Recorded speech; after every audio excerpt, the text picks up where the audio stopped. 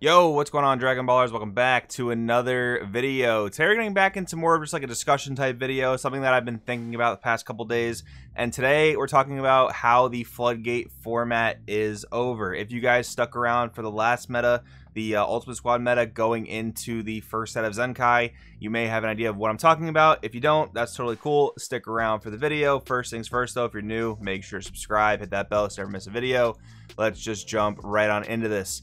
So when we're talking about Ultimate Squad format, we had the main three decks, but there were other decks that were successful as well. But anyways, here we have Gamma, Yellow Trunks, and U7 Goku. Definitely the main representatives of their respective colors.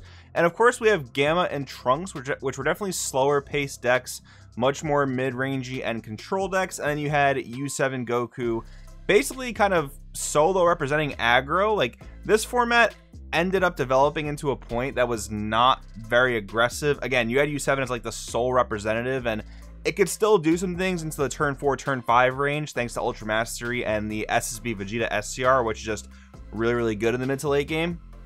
But going into Gamma and Trunks, both these decks are looking to win anywhere like turn 5 beyond. Turn 5 is even like a little bit generous. So once U7 Goku started getting pushed out of the format and we start seeing a lot more of these mid-range control decks, you could even throw other examples in there. Like for blue, you had SS4 Vegeta Ramp, which is rather popular. You even had Blue Baby, which I think won 2 events in Ultimate Squad.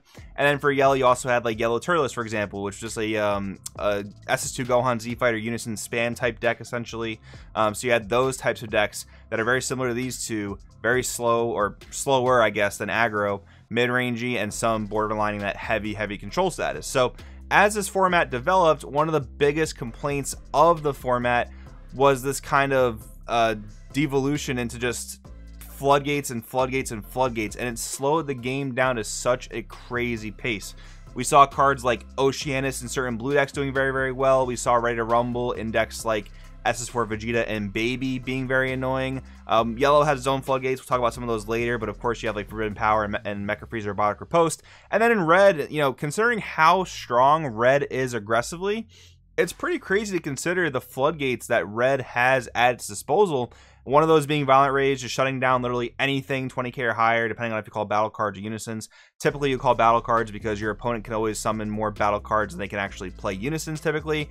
And you also have King Vegeta's Imposing Presence, which is kind of like a reverse Senzu Bean for the power aspect against a lot of these lower to the ground aggro decks. Like, you know, in modern format, you would say like Green King Piccolo, or even last format, Imposing Presence was really good in the U7 mirror match, or against the red GT deck, the spaceship deck.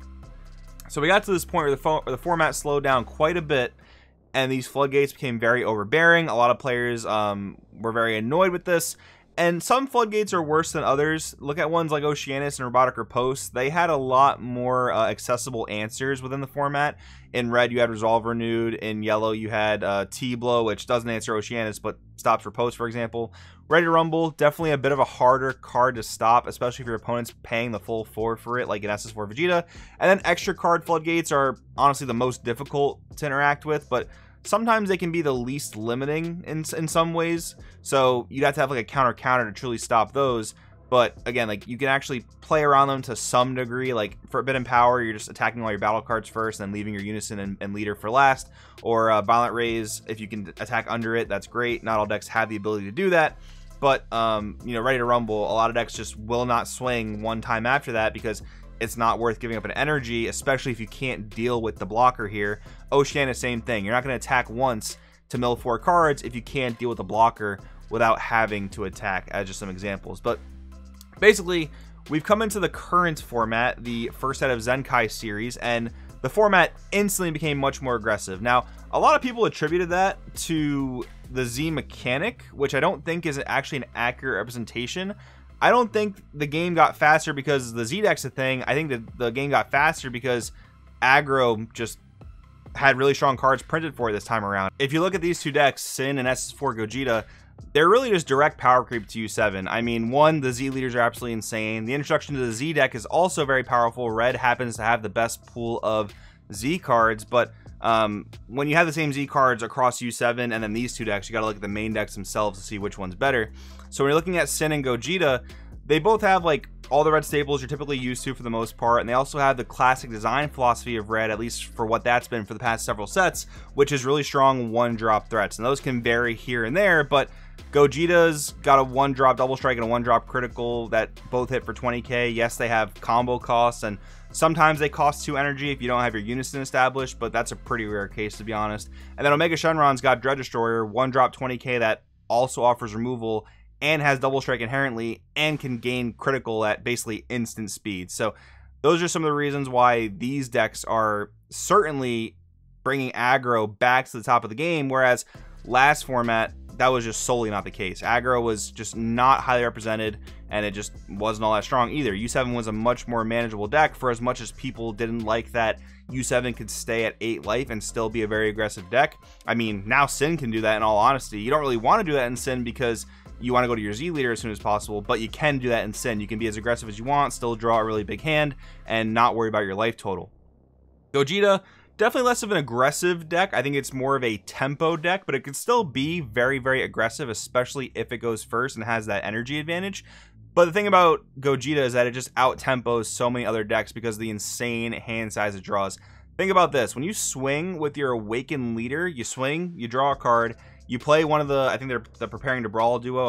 I hope I'm not mistaking them for the actual Gokus and Vegetas that you play.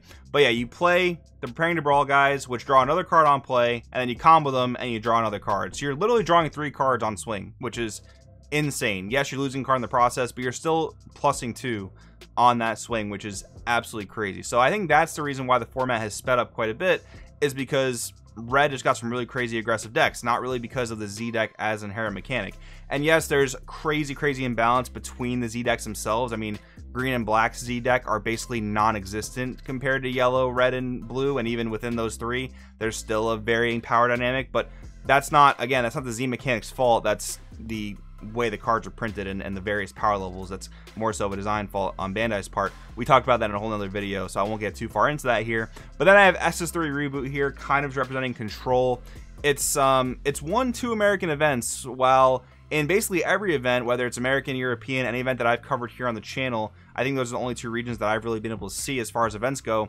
Red is insanely popular in the room and also usually in Top Cut. Like 50 to 70% of an entire tournament is typically a red deck, and most of that is going to be split between SS4 Gogeta and Red Sin Shenron. But the 2 American events were managed to be won by SS3 Reboot, which is definitely a Floodgate heavy deck and a very powerful blue deck.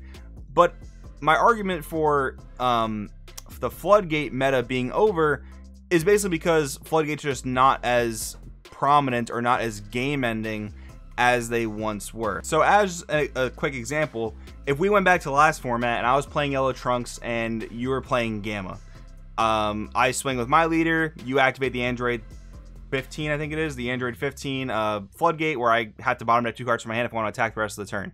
Go back to your turn, you swing to me, I Robotic Riposte, you have to tap things if you want to attack the rest of the turn. And we'll just go back and forth as we both build up our resources, and eventually one of us will counterplay the Floodgate or counter and try to push for game after we feel like we've built up the adequate amount of resources. You were never really incentivized to counter the Floodgates early in that format because the early games of those decks were just not good enough to warrant doing so.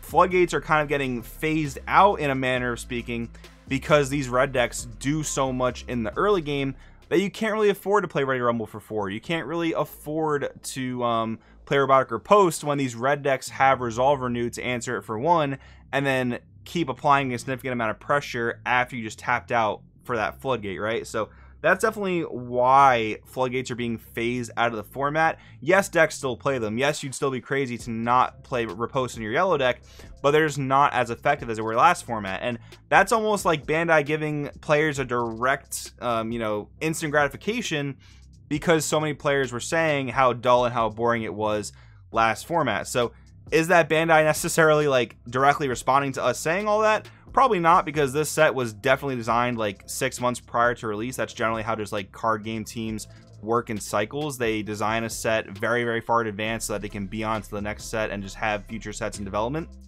So I don't think this is all created as a result of the Floodgate meta we had last format, but it's very interesting to see how just from format to format and set to set, we have Floodgates being such a problem in Ultimate Squad and now being very hard to resolve in Zenkai. So another thing that's a really big proponent as to why Floodgates are just not nearly as good as they were last format is almost single-handedly because of SS4 Gogeta Power's connection.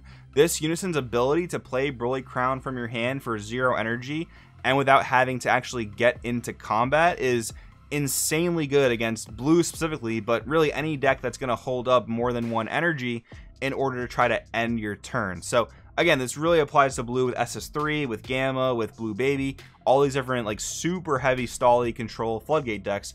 But it can be good against yellow as well if your opponent's trying to play a mid-range defensive yellow deck. They want to leave 2 open, maybe they have a Riposte and like a Black Kamehameha in their hand. You can punish them by playing Broly Crown. So this Unison single-handedly also puts a really big dent into the Floodgate meta that we saw.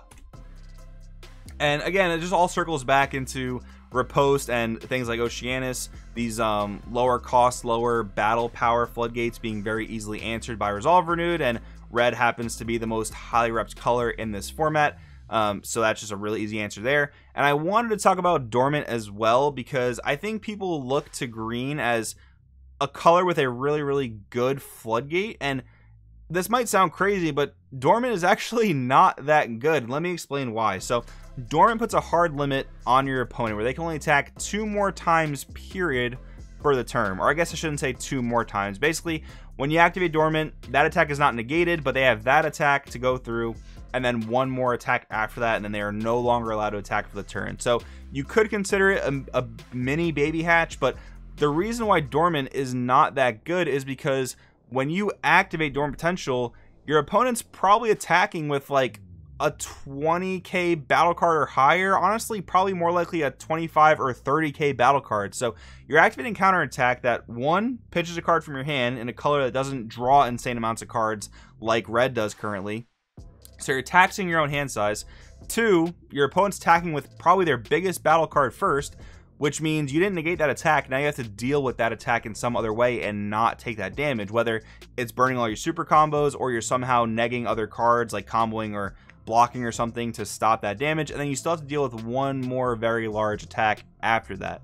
So that's what makes Dormant very ineffective, not to mention like King Vegeta's Hidden Ambition, which could potentially counter this if you decide to activate it for free. But that card is probably not even a necessity in red decks right now. 1, because green is not that popular, but 2, because you can still just send your 2 biggest attacks through this card, and your green opponent is going to be in a very rough spot. So that's not me like at all advocating that like green needs a better Floodgate or Floodgates need to be stronger, because I think we've just seen these really 2 different types of balance where, again, in Ultimate Squad format, Floodgates were overbearing and made games take forever. In this format, Floodgates are struggling to be relevant, and maybe there's still some time for the format to innovate and kind of figure itself out. But I mean, we're a month in at this point, I want to say, and the 5 or 6 events that I've covered here on the channel have been overly dominant as far as red representation goes. Now, is that a result of players just either flocking to really popular characters and decks, or players identifying red as best color in format, or Gogeta or Sin as best deck in format, or players just not really willing to try out other colors? I don't know. If you ask me, man, if I was going to any tournament in this format, I'm playing a red deck, because I do think they are that powerful, and I do think when you have access to free Broly Crown, these super hardcore controlled blue decks are not really that scary. Don't get me wrong, SS3 Goku, one of the most unfair decks if it gets stabilized, but that's the kicker.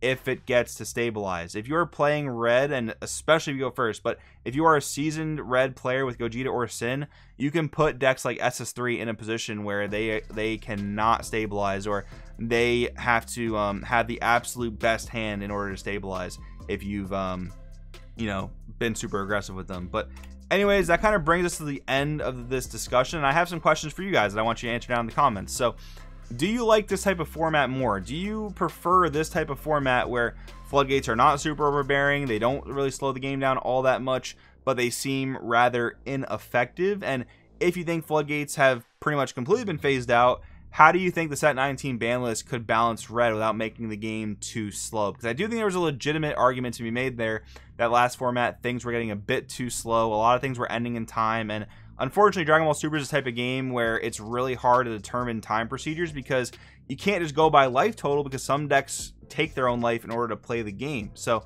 if you do that, how can you use life as an actual fair indicator of who is winning or losing that game? It's kind of hard to do that. So yeah, if you guys have any thoughts, definitely drop them down in the comments below. I would love to see a format where floodgates are still good, but maybe not exactly turn ending. I don't know if that's ever going to be a possibility, but I would like to see just a bit more balance where like mid-range is in the conversation a bit more, because now it looks like we have aggro with Sin, control with SS3, and then like tempo with Gogeta, and there's not really a true mid-range kind of representative in this format, at least maybe in my opinion. Maybe you can argue Gogeta's mid-range, but I don't know. Anyways, guys, that's enough of me rambling. Let me know in the comments below what you think. Thanks for watching, and I'll see you guys in the next one.